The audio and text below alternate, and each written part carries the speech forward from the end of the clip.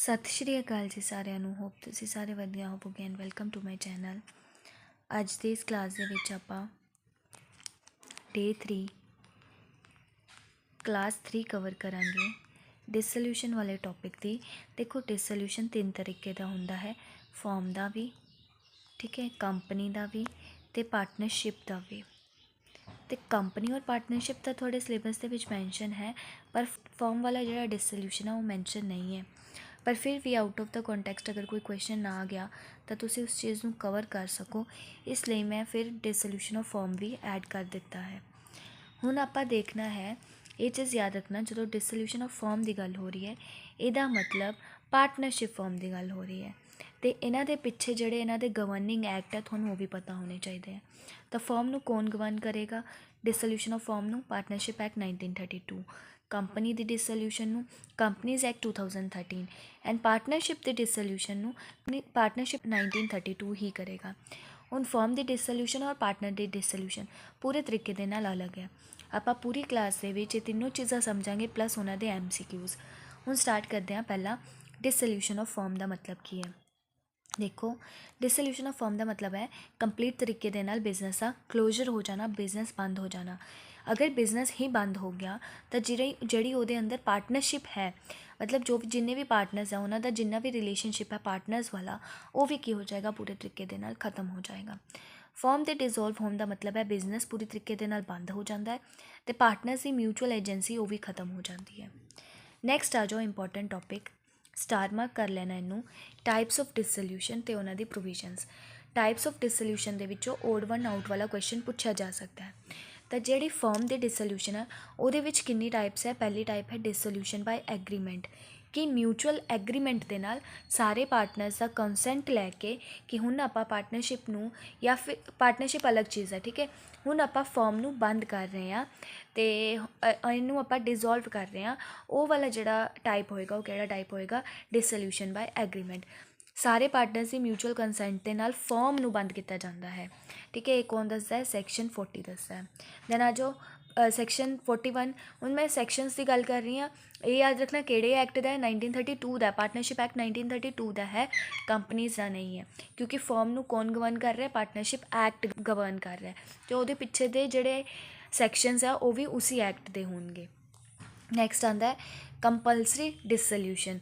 Compulsory का मतलब है हुण इनू बंद ही करना पेगा, एक बिजनेस अगे नहीं चल सकती, ये फॉर्म अगे नहीं जा सकती। फॉर्म इज़ कंपलसरी डिजोल्वड कदों होएगी?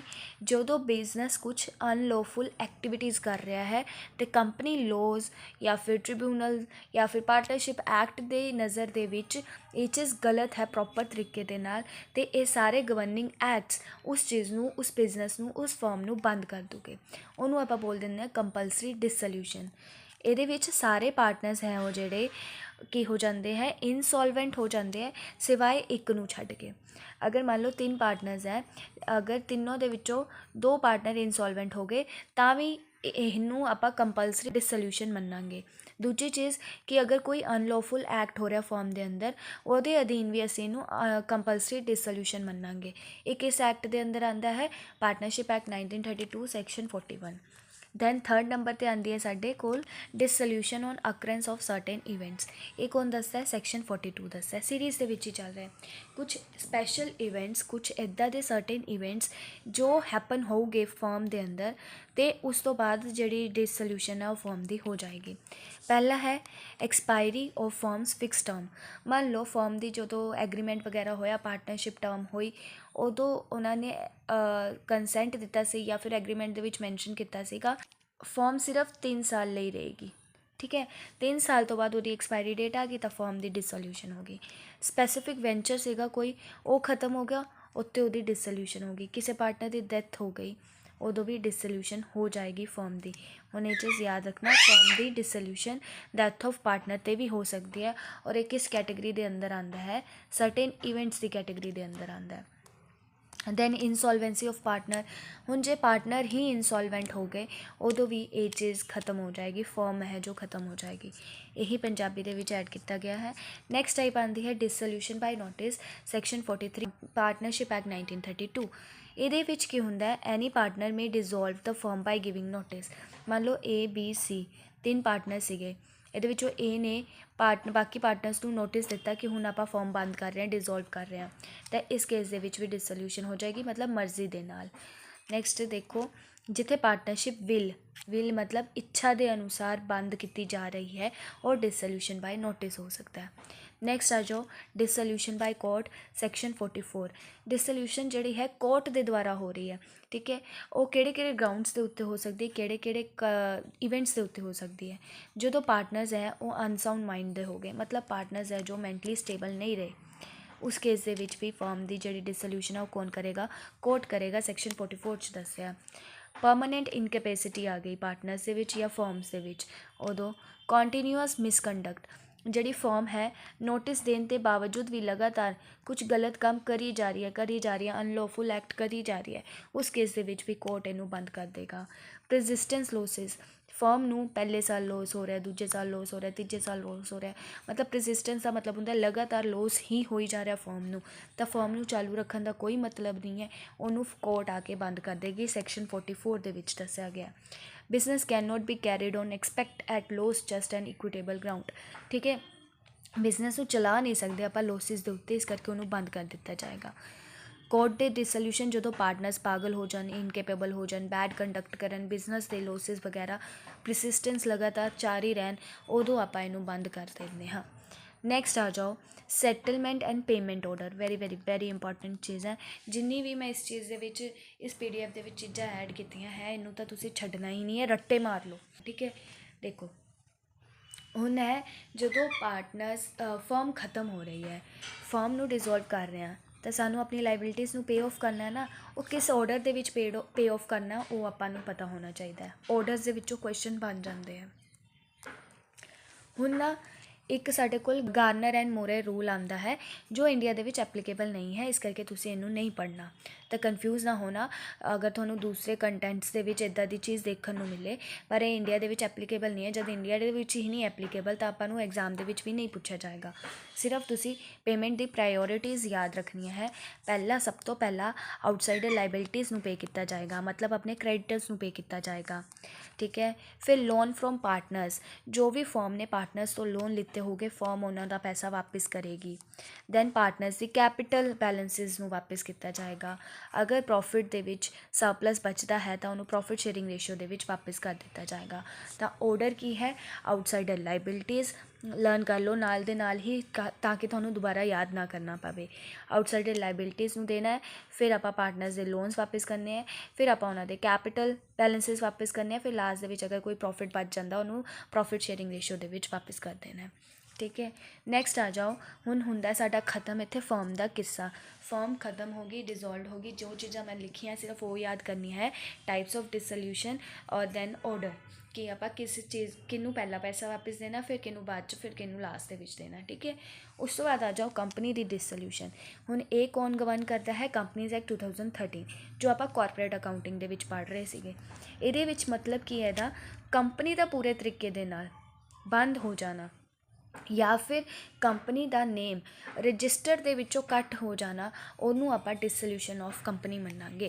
कंपनी की नेम रजिस्टर तो कट हो जाती है तो कंपनी हमेशा वास्ते बंद हो जाती है, इनू आप की बोलांगे कंपनी की डिसोल्यूट, ठीक है। और नामो निशान ही नहीं रहेगा, कंपनी का नाम रहेगा ना, वह रजिस्टर दे विच कोई अता पता रहेगा, सब कुछ बंद हो जाएगा। हुण ये भी इंपॉर्टेंट टॉपिक है, ये वेरी इंपॉर्टेंट टॉपिक, ठीक है। इस PDF के सिर्फ इंपॉर्टेंट टॉपिक ही ऐड किए गए, डिटेल के जाने का टाइम है ही नहीं। हुण है मोड्स ऑफ डिसोल्यूशन। पहला आप फॉर्म के डिसोल्यूशन के मोड्स पढ़े, हुण ये है very important, removal of name and strike off, section 248। हुण ये जिहड़े सैक्शनस की गल की जा रही है, कंपनीज़ एक्ट 2013 वाले की गल की जा रही है। 248 के विच दस्सिया गया है, सीधा पंजाबी च आ जाओ, 2 साल बिजनेस ना चलाना या स्टार्ट ना करना, ROC रजिस्ट्रार ऑफ कंपनी, ठीक है। मैं तुहानूं दस्सिया सी रजिस्ट्रार ऑफ कंपनी, इहदा नाम है कंपनी का, वो स्ट्राइक ऑफ कर देगा रजिस्टर के विचों कि ये 2 साल लगातार ऑपरेशनस के विच नहीं है, ठीक है। बिजनेस अपनी कंपनी बना लीती है बट कंपनी नू स्टार्ट नहीं किया लगातार 2 साल, तो ROC रजिस्ट्रार ऑफ कंपनी इनू की कर देगा, बंद कर देगा, ठीक है। वॉलेंट्री स्ट्राइक ऑफ कर देगा। नैक्सट आ जाओ, इनू आप बोल दें रिमूवल ऑफ नेम। नैक्सट है वाइंडिंग अप बाय ट्रिब्यूनल, ये किहड़े सैक्शन च आंदा है, 271 ਦੇ ਵਿੱਚ, ਔਰ ਇਹ ਕਿਹਦੇ 'ਚ ਆਉਂਦਾ ਸੀਗਾ 248 ਦੇ ਵਿੱਚ। ਇਹਨਾਂ ਨੂੰ ਥੋੜ੍ਹਾ ਯਾਦ ਕਰ ਲੈਣਾ। ਹੁਣ ਇਹ ਕਿਸ ਗਰਾਊਂਡ ਦੇ ਉੱਤੇ ਕੀਤਾ ਜਾ ਸਕਦਾ ਹੈ?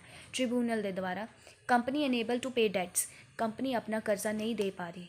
ਜਿਹੜੇ ਫਰੋਡ ਕੰਡਕਟਸ ਕਰ ਰਹੀ ਹੈ, ऑपरेशन एंड मिसमैनेजमेंट कर रही है, filing of financial statement for 5 years, ठीक है 5 साल लगातार उन्होंने फाइनेंशियल स्टेटमेंट्स जो फाइल कीतियां ने ਉਹ ਜਿਹੜੀਆਂ ਉਹਦੇ ਵਿੱਚ ਗੜਬੜ ਕਰ ਰਹੇ ਹੈ ਜਾਂ ਕੁਝ ਛੁਪਾ ਰਹੇ ਹੈ, ਕਪਲੇ ਕਰ ਰਹੇ ਹੈ, ਇਹਨਾਂ ਗਰਾਊਂਡਸ ਦੇ ਉੱਤੇ ਟ੍ਰਿਬਿਊਨਲ ਹੈ ਜੋ ਕੰਪਨੀ ਟ੍ਰਿਬਿਊਨਲ, ਉਹ ਇਹਨੂੰ ਬੰਦ ਕਰ ਦੇਵੇਗੀ, ਵਾਈਂਡ ਅਪ ਕਰ ਦੇਗੀ, ਕੰਪਨੀ ਨੂੰ ख़त्म ਕਰ ਦੇਗੀ। कोर्ट या फिर ट्रिब्यूनल दी ऑर्डर ते बंद हो जाए कर्ज ना चुकाना, फ्रॉड करना, 5 साल तक लगातार स्टेटमेंट्स ना फिल करना या सही फिल ना करना, उस ग्राउंड्स के उत्ते इनू बंद कर दिता जाएगा। 271 दे विच दस्सिया गया है। Voluntary winding up earlier section सीगा 304 एंड 323, पर हुण ये रिमूव हो चुका है। ये चीज़ याद रख लेना थोड़ी जी कि जिहड़ी वॉलेंट्री वाइंडिंग अप मतलब कंपनी नू कंपनी दे जिहड़े इंप्लॉइज़ है या शेयर होल्डर्स या फिर ओनर्स है वो अपनी मर्जी के नाल बंद करते सीगे। वो किहड़ा सैक्शन दसदा सी 304 एंड 323, ठीक है। पर इनू 2016 दे विच इनू रिमूव कर लिता गया। हुण ये किहदे अंदर आंदा है? IBC दे अंदर आंदा है 2016 दे विच। हुण ये चीज़ वॉलेंट्री वाइंडिंग अप किहदे अंदर आंदी है? IBC 2016 दे विच आंदी है, ठीक है। यही पंजाबी दे विच ऐड किया गया है। हुण देखो effects of dissolution of a company, सिर्फ 3 तरह की तुसी डिसोल्यूशन याद रखनी है कंपनी दे विच। रिमूवल ऑफ नेम 248, दैन अपना आंदा है वाइंडिंग अप बाय ट्रिब्यूनल मतलब कोर्ट के द्वारा या फिर ट्रिब्यूनल के द्वारा इनू बंद किया जाएगा 271। दैन वॉलेंट्री आंदी है जो 2016 दे विच पहला रिमूव कर दी गई 304 और 323 दे विच आंदी सीगी, पर हुण IBC दे अंदर आंदी है 216 दे विच। हुण इहदे इफैक्ट्स की हो गए कि कंपनी जो डिजोल्व होगी उहदे इफैक्ट्स की हो गए? कंपनी प्रॉपर तरीके दे नाल बंद हो जाएगी। एसेट्स नू रिलीज़ किया जाएगा लाइबिलिटीज़ नू पे करन वास्ते, मतलब जिन्ने भी कंपनी के एसेट सी उन्हां नू मार्केट दे विच सेल किया जाएगा, उत्थों आया पैसा लाइबिलिटीज़ नू पे किया जाएगा। बुक्स और डॉक्यूमेंट्स नू 8 साल तक लगातार संभाल के रखना है कंपनी ने, जिहड़ी कंपनी बंद हो गई, ठीक है। ये थोड़ी जी इंपॉर्टेंट चीज़ां याद रखना। कंपनी बिल्कुल बंद हो जाएगी, सीजिस टू एग्जिस्ट, कंपनी खत्म, बुक्स नू 8 साल तक संभाल के रखना है। नैक्सट आ जाओ क्विक रिवीजन वास्ते तुहाडे एग्जाम लई। सैक्शन 40 किदे नाल डील करदा? By agreement, firm the dissolution by agreement. Section 41 किदे नाल डील करदा? कंपलसरी डिसोल्यूशन नाल। 42 सर्टेन इवेंट्स दे नाल। नोटिस वाली पार्टनरशिप एट विल भी बोलिया जाता है 43 नाल। कोर्ट्स दे द्वारा की जाने वाली वो है 44 नाल, ठीक है। ऑर्डर याद कर लो, पहला outsider liability, loans, partner capital and surplus है तो पार्टनर प्रॉफिट शेयरिंग रेशियो विच दे दिता जाएगा। डिसोल्यूशन ऑफ कंपनी के डिसोल्यूशन लिए स्ट्राइक ऑफ वाला केड़ा सैक्शन है 248, ट्रिब्यूनल वाला केड़ा है 271, वॉलेंट्री जेड़ा IBC के अंदर आंदा 2016। इफैक्ट की होएगा? नेम पूरे तरीके नाल ROC तो ख़त्म हो जाएगा, सीजिस टू एग्जिस्ट पूरे तरीके नाल कंपनी खत्म हो जाएगी, 8 साल तक बुक नू साम के रखना है। हुण आ जाओ MCQ दोनों दे, ठीक है। पार्टनरशिप मैं लास्ट ऐड की है। पहला क्वेश्चन है dissolution of partnership and, partnership form ends. Dissolution of partnership form ends कदों होएगी? बिजनेस ओनली खत्म होएगा, पार्टनरशिप रिलेशन ओनली खत्म होएगा या दोनों चीज़ां खत्म हो जाऊगियां? देखो जिथे पार्टनरशिप फॉर्म की गल की जाएगी ना उत्थे दोनों चीज़ां खत्म हो जाऊगियां, बिजनेस भी खत्म हो जाएगा, फॉर्म्स की पार्टनर्स की पार्टनरशिप भी खत्म हो जाएगी। तो ऑप्शन C ਇਹਦਾ करैक्ट हो जाएगा। डिसोल्यूशन बाय एग्रीमेंट के अंदर आंदा है? सैक्शन 40 के अंदर आंदा है। The firm is compulsory dissolved when business become unlawful, ਜਿਹੜੀ फर्म है उन्होंने ज़बरदस्ती बंद कर दिता जाएगा ਜਦੋਂ एक बिजनेस अनलॉफुल एक्ट कर रहे। ट्रू और फॉल्स? यस ये चीज़ हो जाती है। ਇਹਦਾ सैक्शन भी याद रख लेना। पेमेंट प्रायोरिटीज़ की है? डिसोल्यूशन की स्टार्ट किहदे नाल हुंदी है? स्टार्ट होंदी है आउटसाइडर लाइबिलिटीज़ नाल, खत्म कित्थे होंदी है? सरप्लस ते खत्म होंदी है, याद रखना। Dissolution of company means temporary closure, name struck off and company cease to exist, B ਇਹਦਾ आंसर आएगा। नेम पूरे तरीके नाल खत्म हो जाएगा और कंपनी बंद हो जाएगी। Strike off provision under companies act is, किहड़े कंपनीज एक्ट के अंदर किस सैक्शन के अंदर दस्सिया गया स्ट्राइक ऑफ प्रोविजन नू? सैक्शन 248 के विच, तो नाम ही कट जाता है ROC तो। Winding up tribunal is covered under, किहड़े सैक्शन के विच दस्सिया गया है? 271 के विच दस्सिया गया है। Books of dissolve company are preserved for किन्ने सालां लई संभाल के रखनी है? 8 सालां लई। Partnership at will can be dissolved by, ठीक है। पार्टनरशिप एट विल पूछ रहे हैं, ਉਹ ਕਿਤੋਂ ਡਿਜ਼ੋਲਵ ਹੋਏਗੀ, ਨੋਟਿਸ ਬਾय ਐਨੀ ਪਾਰਟਨਰ। ਠੀਕ ਹੈ, ਇੱਕ ਕੋਈ ਵੀ ਮੈਂ ਦੱਸਿਆ ਸੀ ABC 3 ਪਾਰਟਨਰ, ਇਹਨਾਂ ਦੇ ਵਿੱਚੋਂ ਕੋਈ ਵੀ ਜਾ ਕੇ ਨੋਟਿਸ ਦੇ ਦੇਗਾ ਕਿ ਆਪਾਂ ਹੁਣ ਬੰਦ ਕਰਨੀ ਹੈ ਫਰਮ, ਤਾਂ ਉਹ ਕਿਹੜੀ ਹੋਏਗੀ, at will. Dissolution of a company is governed by, company ਦਾ ਡਿਸੋਲਿਊਸ਼ਨ ਕੌਣ ਕਰਦਾ ਹੈ, companies act 2013। Which of the following automatically result in dissolution of partnership, ਆਪਣੇ ਆਪ ਡਿਸੋਲਿਊਸ਼ਨ ਹੋ ਜਾਏਗੀ ਪਾਰਟਨਰਸ਼ਿਪ ਫਰਮ ਦੀ। ਡੈਥ ਆਫ ਅ ਪਾਰਟਨਰ, ਜਦੋਂ ਕੋਈ ਪਾਰਟਨਰ ਹੈ ਉਹ ਮਰ ਗਿਆ, ਮੈਂ ਤੁਹਾਨੂੰ ਦੱਸਿਆ ਸੀ ਨਾ ਉੱਪਰ ਕਿ ਡੈਥ ਆਫ ਅ ਪਾਰਟਨਰ ਨੂੰ ਮਾਰਕ ਕਰ ਲਓ, ਉਸ ਕੇਸ ਦੇ ਵਿੱਚ ਵੀ ਪਾਰਟਨਰਸ਼ਿਪ ਫਰਮ ਹੈ ਜਿਹੜੀ ਉਹ ਖਤਮ ਹੋ ਜਾਂਦੀ ਹੈ। ਦੈਨ ਹੈ in dissolution of firm after paying outsider liabilities, partner loans. Next ਆਪਾਂ ਕਿਹਨੂੰ ਪੇ ਕਰਨਾ ਹੈ, ਆਪਾਂ ਪਾਰਟਨਰਸ ਦੀ ਕੈਪੀਟਲ ਨੂੰ ਪੇ ਕਰਨਾ ਹੁੰਦਾ ਹੈ। ਆਰਡਰ ਆਹੀ ਸੀ, ਆਊਟਸਾਈਡਰ ਲਾਇਬਿਲਿਟੀਜ਼, ਦੈਨ ਆਪਾਂ ਪਾਰਟਨਰਸ ਦੇ ਲੋਨ ਚੁਕਾ ਦੇਣੇ ਆ, ਦੈਨ ਫਰਮ ਨੇ ਪਾਰਟਨਰਸ ਦੀ ਕੈਪੀਟਲ ਵਾਪਸ ਕਰ ਦੇਣੀ ਹੈ। ਅਗਰ ਕੁਝ ਬਚ ਗਿਆ ਸਰਪਲਸ, ਉਹਨੂੰ ਪ੍ਰੋਫਿਟ ਸ਼ੇਅਰਿੰਗ ਰੇਸ਼ੋ ਦੇ ਵਿੱਚ ਦੇ ਦੇਣਾ। ਆਪਸ਼ਨ ਬੀ ਇਹਦਾ ਕਰੈਕਟ ਹੋ ਜਾਏਗਾ। Dissolution of firm differs from dissolution of partnership because in dissolution of firm business and in dissolution of partnership business continues, in dissolution of firm mutual agency ends, all of the above। all of the above ਹੋ ਜਾਏਗਾ। ਦੇਖੋ firm ਦੇ ਵਿੱਚ business ਹੀ ਖਤਮ ਹੋ ਜਾਏਗਾ, ਆ ਵੀ ਸਹੀ ਹੈ। ਪਾਰਟਨਰਸ਼ਿਪ ਦੇ ਵਿੱਚ ਪਾਰਟਨਰਸ਼ਿਪ ਖਤਮ ਹੋਏਗੀ। ਠੀਕ ਹੈ, ਦੋ ਬੰਦੇ ਸੀਗੇ, ਉਹਨਾਂ ਦੇ ਵਿੱਚ ਆਪਸ ਦੇ ਵਿੱਚ ਪਾਰਟਨਰਸ਼ਿਪ ਸੀਗੀ, ਉਹਨਾਂ ਨੇ ਡਿਸੋਲਿਊਸ਼ਨ ਕਰਤੀ ਪਾਰਟਨਰਸ਼ਿਪ ਦੀ। ਹੁਣ ਉਹ ਪਾਰਟਨਰਸ ਨਹੀਂ ਰਹੋਗੇ, ਕੋਈ ਹੋਰ ਨਵੇਂ ਪਾਰਟਨਰਸ ਆ ਜਾਓਗੇ, ਬਟ ਬਿਜ਼ਨਸ ਕੰਟੀਨਿਊ ਕਰਦਾ ਰਹੇਗਾ। ਇਸੇ ਕਰਕੇ ਮੈਂ ਕਹਿ ਰਹੀ ਸੀ ਇਹ ਮੇਨ ਡਿਫਰੈਂਸ ਹੈ ਇਹਨਾਂ ਦੋਨਾਂ ਦੇ ਵਿੱਚ। ਮਿਊਚੁਅਲ ਏਜੰਸੀ ਦੇ ਨਾਲ ਵੀ ਪਾਰਟਨਰਸ਼ਿਪ ਫਰਮ ਦੀ ਡਿਸੋਲਿਊਸ਼ਨ ਹੋ ਸਕਦੀ ਹੈ, ਤਾਂ ਆਲ ਆਫ ਦਾ ਅਬਵ ਇਹਦਾ ਆਂਸਰ ਆ ਜਾਏਗਾ। ਨੈਕਸਟ ਕੁਐਸਚਨ ਹੈ dissolution by court under section 44 B order on which ground, ਕਿਹੜੇ ਗਰਾਊਂਡਸ ਦੇ ਉੱਤੇ ਕੀਤਾ ਜਾਂਦਾ ਹੈ। ਟੈਂਪਰੇਰੀ ਇਲਨੈਸ, ਨਹੀਂ, ਟੈਂਪਰੇਰੀ ਇਲਨੈਸ ਦੇ ਗਰਾਊਂਡ 'ਤੇ ਨਹੀਂ ਕੀਤਾ ਜਾਂਦਾ।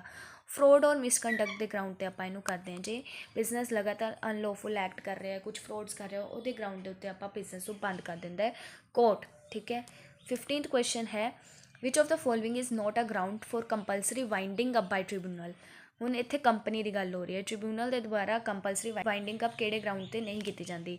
ਫੇਲੀਅਰ ਟੂ ਪੇ ਡੈਟਸ ਨਹੀਂ ਪੇ ਕੀਤੇ ਤਾਂ ਉਸ ਕੇਸ ਦੇ ਵਿੱਚ ਬੰਦ ਕੀਤੀ ਜਾਂਦੀ ਹੈ, ਤਾਂ ਆਪਸ਼ਨ ਏ ਤਾਂ ਨਹੀਂ ਹੋਏਗਾ। ਫਰੋਡ ਕੰਡਕਟਸ ਔਰ ਅਫੇਅਰਸ ਕੀਤੇ ਜਾ ਰਹੇ ਉਸ ਕੇਸ ਦੇ ਵਿੱਚ ਵੀ ਬੰਦ ਹੋ ਜਾਂਦੀ ਹੈ। ਮਿਸਮੈਨੇਜਮੈਂਟ ਦੇ ਕੇਸ ਦੇ ਵਿੱਚ ਵੀ ਬੰਦ ਹੋ ਜਾਂਦੀ ਹੈ। ਲੈਸ ਪ੍ਰੋਫਿਟ ਦੇ ਕੇਸ ਦੇ ਵਿੱਚ ਕੰਪਨੀ ਬੰਦ ਨਹੀਂ ਹੁੰਦੀ। ਉਹ ਗਰਾਊਂਡਸ ਹੈ ਜਿਹੜੇ ਤੁਸੀਂ ਯਾਦ ਕਰਨੇ ਹੈ। Removal of a company name from register of companies is known as strike off. ਠੀਕ ਹੈ, ਜਦੋਂ ਕਿਸੇ ਦਾ ਨਾਮ ਕੱਟ ਜਾਣਾ ਕੰਪਨੀ ਦਾ, ਕੰਪਨੀ ਦੇ ਰਜਿਸਟਰਸ ਦੇ ਵਿੱਚੋਂ, ਉਹਨੂੰ ਆਪਾਂ ਸਟ੍ਰਾਈਕ ਆਫ ਬੋਲ ਦਿੰਦੇ ਹਾਂ। ਨੈਕਸਟ ਆ ਜਾਓ, winding up of a company the person who collects and releases assets. Company ਦੇ ਖਤਮ ਹੋਣ 'ਤੇ, ਵਾਈਂਡ ਅਪ ਹੋਣ 'ਤੇ ਉਹ ਪਰਸਨ ਕੌਣ ਹੈ, ਇਹ ਥੋੜ੍ਹਾ ਜਿਹਾ ਧਿਆਨ ਰੱਖ ਲੈਣਾ। ਜਿਹੜਾ ਐਸੈਟਸ ਨੂੰ ਰਿਲੀਜ਼ ਕਰੇਗਾ ਔਰ ਪੈਸੇ ਕਲੈਕਟ ਕਰੇਗਾ। ਆਡੀਟਰ, ਪ੍ਰੋਮੋਟਰ, ਲਿਕੁਇਡੇਟਰ, ਰਜਿਸਟਰਾਰ, ਇਹ ਹੋਏਗਾ ਸਾਡਾ ਸੀ ਆਪਸ਼ਨ, ਲਿਕੁਇਡੇਟਰ। ਠੀਕ ਹੈ, ਕੰਪਨੀ ਨੂੰ ਲਿਕੁਇਡੇਟ ਕਰਨਾ ਕਿਹਦਾ ਕੰਮ ਹੈ, ਲਿਕੁਇਡੇਟਰ ਦਾ ਕੰਮ ਹੈ। 18th ਕੁਐਸਚਨ ਦੇਖੋ, a company that has not filed financial statement for 5 consecutive years, ਮਤਲਬ ਲਗਾਤਾਰ 5 ਸਾਲਾਂ ਤੱਕ ਉਹਨਾਂ ਨੇ ਫਾਈਨੈਂਸ਼ੀਅਲ ਸਟੇਟਮੈਂਟਸ ਨਹੀਂ ਭਰੀਆਂ, ਤਾਂ ਇਸ ਕੇਸ ਦੇ ਵਿੱਚ ਕੀ ਹੋਏਗਾ।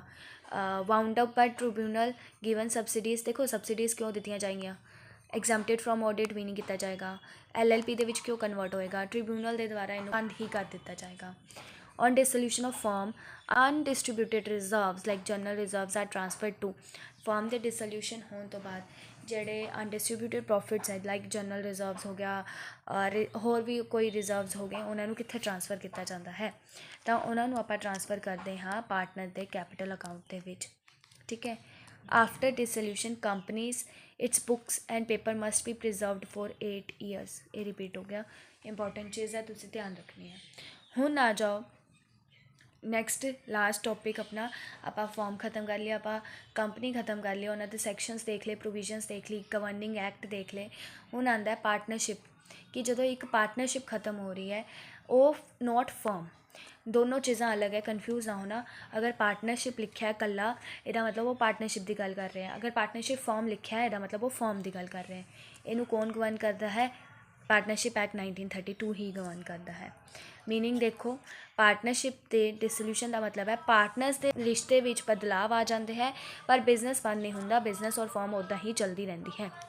ਠੀਕ ਹੈ, ਹੁਣ ਇਹੀ ਮੇਨ ਡਿਫਰੈਂਸ ਹੈ। ਮੈਂ ਤੁਹਾਨੂੰ ਕਹਿ ਰਹੀ ਸੀਗੀ ਕਿ ਪਾਰਟਨਰਸ਼ਿਪ ਦੇ ਵਿੱਚ ਪਾਰਟਨਰਸ਼ਿਪ ਖਤਮ ਹੁੰਦੀ ਹੈ, ਫਰਮ ਚੱਲਦੀ ਰਹਿੰਦੀ ਹੈ, ਪਰ ਫਰਮ ਦੇ ਵਿੱਚ ਬਿਜ਼ਨਸ ਵੀ ਖਤਮ ਹੋ ਜਾਂਦਾ, ਪਾਰਟਨਰਸ਼ਿਪ ਵੀ ਖਤਮ ਹੋ ਜਾਂਦੀ ਹੈ। Important point to remember for PSSB ਜੋ ਤੁਸੀਂ ਆਪਣੇ ਐਗਜ਼ਾਮ ਲਈ ਯਾਦ ਰੱਖਣੇ ਹੈ। ਪਹਿਲਾ ਹੈ ਇਹਦੇ ਵਿੱਚ ਫਰਮ ਖਤਮ ਨਹੀਂ ਹੁੰਦੀ, ਓਲਡ ਪਾਰਟਨਰਸ਼ਿਪ ਐਂਡ ਹੁੰਦੀ ਹੈ, ਨਿਊ ਦੁਬਾਰਾ ਤੋਂ ਚੱਲ ਜਾਂਦੀ ਹੈ। Books do not prepare realisation account, ਜਿੱਦਾਂ ਫਰਮਸ ਦੇ ਵਿੱਚ ਰਿਅਲਾਈਜੇਸ਼ਨ ਅਕਾਊਂਟ ਬਣਦਾ ਹੈ ਖਤਮ ਹੋਣ ਤੋਂ ਬਾਅਦ, ਇਹਦੇ ਵਿੱਚ ਨਹੀਂ ਬਣਦਾ। ਸੈਟਲਮੈਂਟਸ ਨਹੀਂ ਕੀਤੀਆਂ ਜਾਂਦੀਆਂ ਕਿਉਂਕਿ ਫਰਮ ਥੋੜੀ ਬੰਦ ਹੋ ਰਹੀ ਹੈ, ਸਿਰਫ ਪਾਰਟਨਰਸ਼ਿਪ ਚੇਂਜ ਹੋ ਰਹੀ ਹੈ। Capital balances continued with new partnership, ਜਿੰਨੇ ਵੀ ਕੈਪੀਟਲ ਬੈਲੈਂਸਿਸ ਪਏ ਹੈ ਉਹ ਨਵੀਂ ਪਾਰਟਨਰਸ਼ਿਪ ਦੇ ਨਾਲ ਹੀ ਕੰਟੀਨਿਊ ਕਰੋਗੇ। Situation van partnership get dissolve, ਕਿਹੜੀ ਸਿਚੁਏਸ਼ਨਸ ਦੇ ਉੱਤੇ ਆਪਾਂ ਪਾਰਟਨਰਸ਼ਿਪ ਨੂੰ ਖਤਮ ਕਰਦੇ ਹਾਂ ਤੇ ਬਿਜ਼ਨਸ ਕੰਟੀਨਿਊ ਰਹਿੰਦਾ। ਪਹਿਲਾ ਹੈ ਚੇਂਜ ਇਨ ਪ੍ਰੋਫਿਟ ਸ਼ੇਅਰਿੰਗ ਰੇਸ਼ੋ, ਜਦੋਂ ਪ੍ਰੋਫਿਟ ਸ਼ੇਅਰਿੰਗ ਰੇਸ਼ੋ ਚੇਂਜ ਹੋ ਰਹੀ ਹੈ, ਪਾਰਟਨਰਸ਼ਿਪ ਖਤਮ ਹੋ ਰਹੀ ਹੈ ਬਟ ਬਿਜ਼ਨਸ ਉੱਦਾਂ ਹੀ ਚੱਲਦੇ ਰਹਿ ਰਿਹਾ ਹੈ। ਐਡਮਿਸ਼ਨ ਆਫ ਅ ਪਾਰਟਨਰ, ਨਵਾਂ ਪਾਰਟਨਰ ਆਇਆ ਹੈ ਤੇ ਪਾਰਟਨਰਸ਼ਿਪ ਹੈ ਜਿਹੜੀ ਉਹ ਰੀਕਨਸਟਰਕਟ ਹੋਈ ਹੈ, ਬਿਜ਼ਨਸ ਉੱਦਾਂ ਹੀ ਚੱਲਦਾ ਰਹਿ ਰਿਹਾ, ਪਾਰਟਨਰਸ਼ਿਪ ਖਤਮ ਹੋ ਗਈ ਹੈ। ਠੀਕ ਹੈ, ਪਾਰਟਨਰਸ਼ਿਪ ਰੀਕਨਸਟੀਟਿਊਟ ਹੋ ਜਾਂਦੀ ਹੈ। ਰਿਟਾਇਰਮੈਂਟ ਦੇ ਟਾਈਮ 'ਤੇ ਵੀ ਸਾਡੀ ਪਾਰਟਨਰਸ਼ਿਪ ਰੀਕਨਸਟੀਟਿਊਟ ਹੁੰਦੀ ਹੈ, ਦੁਬਾਰਾ ਤੋਂ ਬਣਦੀ ਹੈ ਨਵੀਂ, ਪਰ ਪੁਰਾਣੀ ਵਾਲੀ ਖਤਮ ਹੋ ਜਾਂਦੀ ਹੈ, ਪਰ ਬਿਜ਼ਨਸ ਉੱਦਾਂ ਹੀ ਚੱਲਦਾ ਰਹਿੰਦਾ।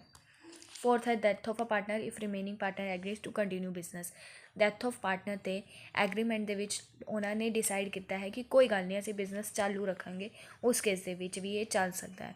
ਪਰ ਡੈਥ ਆਫ ਅ ਪਾਰਟਨਰ ਇੱਕ ਰੀਜ਼ਨ ਵੀ ਹੈ ਕਿ ਫਰਮ ਵੀ ਬੰਦ ਹੋ ਜਾਂਦੀ ਹੈ।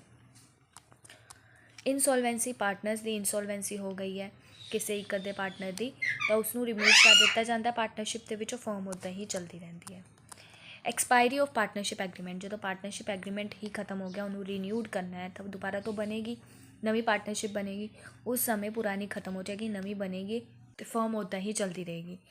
ਠੀਕ ਹੈ, ਸਮੇਂ ਪੂਰਾ, ਰੀਨਿਊਵਲ, ਨਵੀਂ ਪਾਰਟਨਰਸ਼ਿਪ ਬਣੇਗੀ। ਹੁਣ ਡਿਫਰੈਂਸ 'ਤੇ ਆ ਜਾਓ ਜਿੱਥੋਂ ਕੁਐਸਚਨ ਬਣਦੇ ਹੈ। Dissolution of partnership and firm, business ਇਹਦੇ ਵਿੱਚ ਕੰਟੀਨਿਊ ਰਹਿੰਦਾ, ਇਹਦੇ ਵਿੱਚ ਬੰਦ ਹੋ ਜਾਂਦਾ ਹੈ। ਮਿਊਚੁਅਲ ਏਜੰਸੀ ਇਹਦੇ ਵਿੱਚ ਰਿਮੇਨਿੰਗ ਪਾਰਟਨਰਸ ਦੇ ਨਾਲ ਜੋ ਬਚ ਗਏ ਉਹਨਾਂ ਨਾਲ ਚੱਲਦਾ ਹੈ, ਇਹਦੇ ਵਿੱਚ ਖਤਮ ਹੋ ਜਾਂਦਾ ਹੈ। ਰਿਅਲਾਈਜੇਸ਼ਨ ਇਹਦੇ ਵਿੱਚ ਨਹੀਂ ਬਣਦਾ, ਇਹਦੇ ਵਿੱਚ ਬਣਦਾ ਹੈ। ਸੈਟਲਮੈਂਟਸ ਆਫ ਲਾਇਬਿਲਿਟੀਜ਼ ਇਹਦੇ ਵਿੱਚ ਨਹੀਂ ਹੁੰਦੀ, ਇਹਦੇ ਵਿੱਚ ਹੁੰਦੀ ਹੈ। ਟਾਈਪ ਇਹ ਰੀਕਨਸਟੀਟਿਊਸ਼ਨ ਹੈ, ਸਿਰਫ ਔਰ ਸਿਰਫ ਰੀਕਨਸਟੀਟਿਊਸ਼ਨ ਹੈ, ਇਹ ਪ੍ਰੋਪਰ ਤਰੀਕੇ ਦੇ ਨਾਲ ਕਲੋਜ਼ਰ ਹੈ, ਬੰਦ ਹੀ ਹੋ ਜਾਂਦਾ ਹੈ। ਨੈਕਸਟ ਆ ਜਾਓ MCQ ਐਗਜ਼ਾਮ ਲੈਵਲ ਲਈ ਤੁਹਾਡੇ। ਦੇਖੋ, ਡਿਸੋਲਿਊਸ਼ਨ ਆਫ ਪਾਰਟਨਰਸ਼ਿਪ ਦਾ ਮਤਲਬ ਹੈ ਬਿਜ਼ਨਸ ਦਾ ਕਲੋਜ਼ ਹੋਣਾ, ਸਿਰਫ ਰਿਲੇਸ਼ਨਸ਼ਿਪ ਚੇਂਜ ਹੋਣਾ, ਫਰਮ ਐਂਡ ਹੋ ਜਾਣਾ, ਕ੍ਰੈਡੀਟਰਸ ਪੇ ਹੋ ਜਾਣਾ, ਸਿਰਫ ਰਿਲੇਸ਼ਨਸ਼ਿਪ ਪਾਰਟਨਰਸ ਦੇ ਵਿੱਚ ਚੇਂਜ ਹੋਣਾ, ਬਾਕੀ ਸਾਰੀ ਚੀਜ਼ਾਂ ਉੱਦਾਂ ਹੀ ਚੱਲਦੀਆਂ ਰਹੂਗੀਆਂ। Admission of a partner result in dissolution of firm ਜਾਂ ਡਿਸੋਲਿਊਸ਼ਨ ਆਫ ਪਾਰਟਨਰਸ਼ਿਪ। ਦੇਖੋ, ਪਾਰਟਨਰਸ਼ਿਪ ਚੇਂਜ ਹੋਏਗੀ, ਫਰਮ ਥੋੜੀ ਚੇਂਜ ਹੋਏਗੀ। ਰਿਅਲਾਈਜੇਸ਼ਨ ਅਕਾਊਂਟ ਕਿਹਦੇ ਵਿੱਚ ਪ੍ਰਿਪੇਅਰ ਕੀਤਾ ਜਾਂਦਾ ਹੈ? ਐਡਮਿਸ਼ਨ, ਰਿਟਾਇਰਮੈਂਟ, ਡੈਥ ਔਰ ਡਿਸੋਲਿਊਸ਼ਨ ਆਫ ਫਰਮ। ਡਿਸੋਲਿਊਸ਼ਨ ਆਫ ਫਰਮ ਦੇ ਵਿੱਚ ਕੀਤਾ ਜਾਂਦਾ ਹੈ, ਨਾ ਕਿ ਪਾਰਟਨਰਸ਼ਿਪ ਦੇ ਵਿੱਚ। ਜਦੋਂ ਆਪਾਂ ਪੇ ਆਫ ਕਰਨਾ ਹੈ ਉਦੋਂ ਰਿਅਲਾਈਜੇਸ਼ਨ ਅਕਾਊਂਟ ਬਣੇਗਾ। Retirement of partner result in, retirement ਕਿਹਦੇ ਵਿੱਚ ਰਿਜ਼ਲਟ ਦਿੰਦਾ ਹੈ? ਰੀਕਨਸਟੀਟਿਊਸ਼ਨ, ਬਿਜ਼ਨਸ ਕਲੋਜ਼ਰ, ਕੰਪਨੀ ਡਿਸੋਲਿਊਸ਼ਨ। ਕੰਪਨੀ ਤਾਂ ਕੰਪਨੀ ਦੇ ਵਿੱਚ ਜਾਏਗਾ, ਪਾਰਟਨਰਸ ਦੀ ਗੱਲ ਕਰ ਰਹੇ, ਰੀਕਨਸਟੀਟਿਊਸ਼ਨ ਹੋ ਜਾਏਗਾ। Death of a partner generally leads to, ਕਿਸੇ ਪਾਰਟਨਰ ਦੀ ਡੈਥ ਹੋ ਜਾਣਾ ਆਮ ਤੌਰ 'ਤੇ ਉਹਦੇ ਨਾਲ ਕੀ ਹੁੰਦਾ? ਡਿਸੋਲਿਊਸ਼ਨ ਆਫ ਫਰਮ ਹੁੰਦੀ ਹੈ, ਡਿਸੋਲਿਊਸ਼ਨ ਆਫ ਪਾਰਟਨਰਸ਼ਿਪ ਹੁੰਦੀ ਹੈ, ਪਾਰਟਨਰਸ਼ਿਪ ਹੁੰਦੀ ਹੈ। ਠੀਕ ਹੈ, dissolution of partnership occurs when, partnership ਦੀ ਡਿਸੋਲਿਊਸ਼ਨ ਕਦੋਂ ਅਕਰ ਹੋਏਗੀ? ਜਦੋਂ ਫਰਮ ਕਲੋਜ਼ ਹੋ ਰਹੀ ਹੈ, ਜਦੋਂ ਕੋਈ ਵੀ ਪਾਰਟਨਰ ਹੈ ਉਹਨਾਂ ਦੇ ਵਿੱਚ ਚੇਂਜ ਆ ਰਿਹਾ, ਜਦੋਂ ਆਲ ਪਾਰਟਨਰਸ ਬਿਕਮ ਇਨਸੋਲਵੈਂਟ, ਜਾਂ ਬਿਜ਼ਨਸ ਇਲੀਗਲ ਐਕਟ ਕਰ ਰਿਹਾ। ਬੀ ਨੂੰ ਛੱਡ ਕੇ ਬਾਕੀ ਸਾਰੇ ਫਰਮਸ ਦੀ ਕਲੋਜ਼ਰ ਵਾਲੇ ਹੈ, ਤੇ ਬੀ ਇਹਦਾ ਆਨਸਰ ਹੋ ਜਾਏਗਾ ਕਰੈਕਟ। ਸੋ ਇਹ ਸੀ ਲਾਸਟ ਪੇਜ ਆਪਣੀ ਅੱਜ ਦੀ ਕਲਾਸ ਦਾ। ਆਈ ਹੋਪ ਤੁਹਾਨੂੰ ਤਿੰਨੋਂ ਟੌਪਿਕ ਅੱਛੇ ਤਰੀਕੇ ਨਾਲ ਸਮਝ ਆ ਗਏ ਹੋਣਗੇ। ਇਸ ਤੋਂ ਇਲਾਵਾ ਡਿਸੋਲਿਊਸ਼ਨ ਦੇ ਵਿੱਚ ਤੁਸੀਂ ਹੋਰ ਕੁਝ ਵੀ ਨਹੀਂ ਕਰਨਾ, ਜਿੰਨਾ ਮੈਂ ਇਸ PDF ਦੇ ਵਿੱਚ ਲਿਖਿਆ ਉਹਨੂੰ ਰੱਟਾ ਮਾਰ ਲਓ, ਉਹਨੂੰ ਕ੍ਰੈਮ ਕਰ ਲਓ, ਉਹਨੂੰ ਕਿਸੇ ਵੀ ਤਰੀਕੇ ਨਾਲ ਦਿਮਾਗ ਦੇ ਵਿੱਚ ਛਾਪ ਲਓ। ਆਈ ਹੋਪ ਤੁਹਾਨੂੰ ਕਲਾਸ ਵਧੀਆ ਲੱਗੀ ਹੋਏ। ਜੇ ਤੁਹਾਨੂੰ ਕਲਾਸ ਵਧੀਆ ਲੱਗੀ ਹੋਏ, ਚੈਨਲ ਨੂੰ ਸਬਸਕ੍ਰਾਈਬ ਕਰਨਾ, ਵੀਡੀਓ ਨੂੰ ਵੱਧ ਤੋਂ ਵੱਧ ਸ਼ੇਅਰ ਔਰ ਲਾਈਕ ਔਰ ਹਾਈਪ ਜ਼ਰੂਰ ਕਰਨਾ। ਇਹਦੇ ਨਾਲ ਨਾਲ ਟੈਲੀਗ੍ਰਾਮ ਚੈਨਲ ਜੁਆਇਨ ਕਰ ਲਓ। ਹੁਣ ਆ ਜਿਹੜੇ 10 ਡੇਜ਼ ਦੀ PDFs ਹੈ ਇੰਪੋਰਟੈਂਟ ਟੌਪਿਕਸ ਦੀ, ਇਹ ਮੈਂ ਫ੍ਰੀ ਆਫ ਕੋਸਟ ਉੱਥੇ ਤੁਹਾਨੂੰ ਦੇ ਦੂੰਗੀ, ਅਪਲੋਡ ਕਰ ਦੂੰਗੀ, ਤੁਸੀਂ ਰਿਵਾਈਜ਼ ਕਰ ਸਕਦੇ ਹੋ। ਅਤੇ ਮਿਲਾਂਗੇ ਨੈਕਸਟ ਕਲਾਸ ਦੇ ਨਾਲ, ਨੈਕਸਟ ਵੀਡੀਓ ਦੇ ਵਿੱਚ। ਆਪਣਾ ਫੀਡਬੈਕ ਮੈਨੂੰ ਜ਼ਰੂਰ ਸ਼ੇਅਰ ਕਰਿਆ ਕਰੋ। Thank you so much.